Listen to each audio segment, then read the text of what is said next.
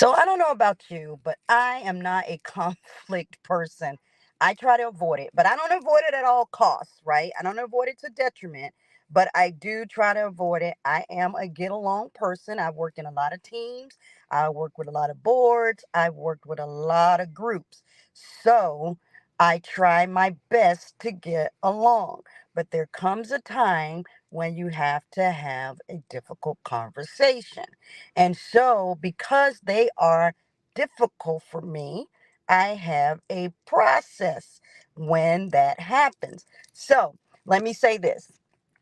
One is they're so difficult for me, and I am a type of person who likes to address a weakness that I have. I got trained in effective communication. And so I am a master trainer in effective communication. I know what to do.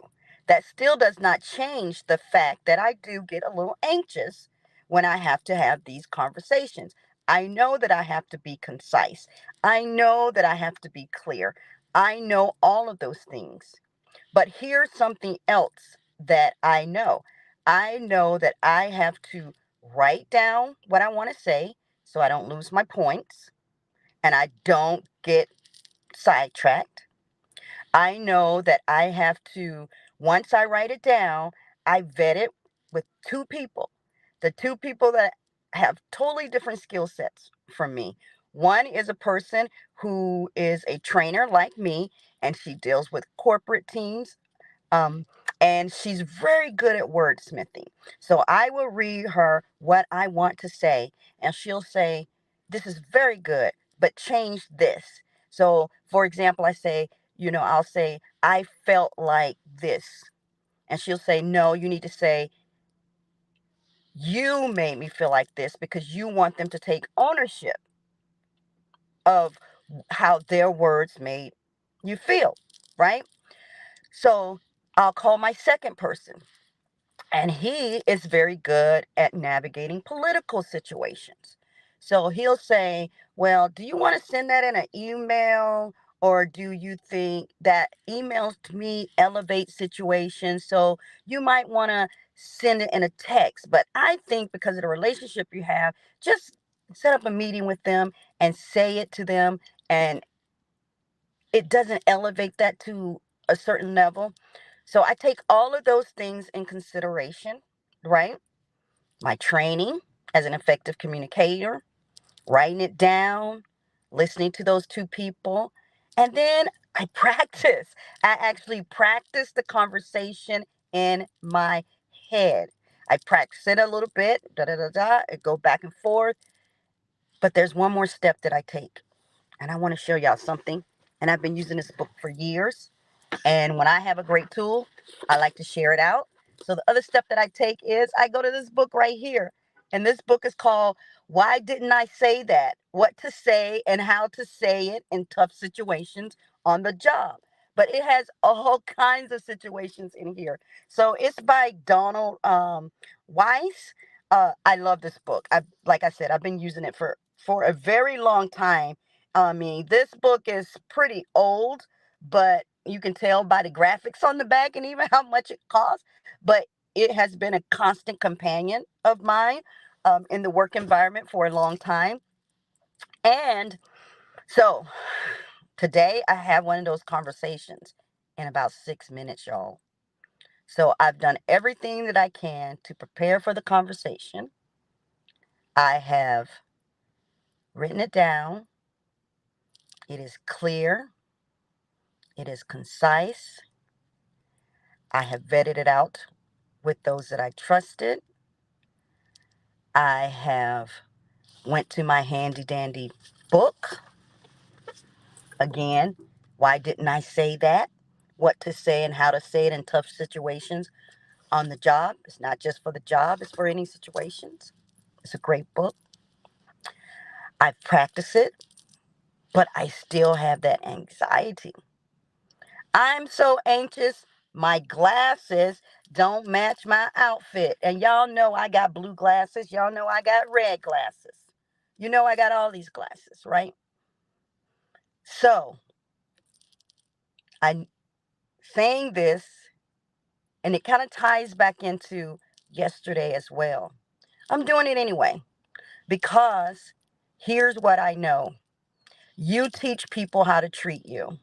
And if you avoid conflict or difficult conversations at all costs, people don't know what they don't know. And so it is my job to make sure that I step in and I say, okay, this is what it is. However, regardless of how difficult that is for me, because the more I respect the person, the more actually difficult the conversation is for me. So the whole point of this is we all have strengths and we all have weaknesses, and effective communication or not effective communication or conflict is one of those weaknesses for me. And knowing that, I went all in again, getting trained on effective communication, um, calling my mentors, practicing, doing all of these things. And so when you have that and you know who you are and you know your weaknesses, do everything in your power to help you navigate those things, but not also navigate those things. Don't do everything in your power to avoid having to deal with those things. You still have to do it anyway. So I'm going in, glasses don't match the outfit, but I'm going in, have a difficult conversation. I practice, I wrote it down, I know what I'm going to say. Wish me luck, y'all. This is my accountability moment. Wish me luck. I'll let you know. I don't even know I'm going to let you know how it goes, but I want you to know that as a coach, I often coach myself too. So I'm about to go in here, have this difficult conversation, and at the end of the day, again, when you're dealing with leadership teams, when you're dealing with boards of directors, when you're dealing with staff, when you're dealing with donors, sometimes you have to have difficult conversations. And how you prepare for those conversations are going to be critical. And again, I'm going to say I love this book because this book really goes into, why didn't I say that? And it goes into, okay, what if it's going positive? Here's some things that you can say. If it's a negative situation, here's some things that you can say. And so I love that it gives you both sides. So in my mind, I have a strategy, I have a roadmap, I have a plan. And so that's what I would say to you. Again, if you know that you have a weakness in a certain area, just beef up in that and do it anyway. Do it anyway. Do not avoid conflict or confrontation to the point where you freeze. That I will not do. I am better than that. And we're all better than that. So examine why you're avoiding the conflict, why you're not building up the skill to have those difficult conversations, because as a leader, you will have difficult conversations. Now, I got another friend. She ain't got no problem having difficult conversations. I said, girl, you have a difficult conversation with everybody, even with the waiter. If you don't like your food, she sends it back. I'm not that person. I'm like, you know what? Yeah, I'll just deal. So some people don't have this issue. Some people do. I'm one of those people that do. So I'm avoiding. I have 1 minute to get inside for this meeting. Y'all wish me luck. And with that, I'll say your mission matters and deserves to be funded to its fullest potential. Bye bye.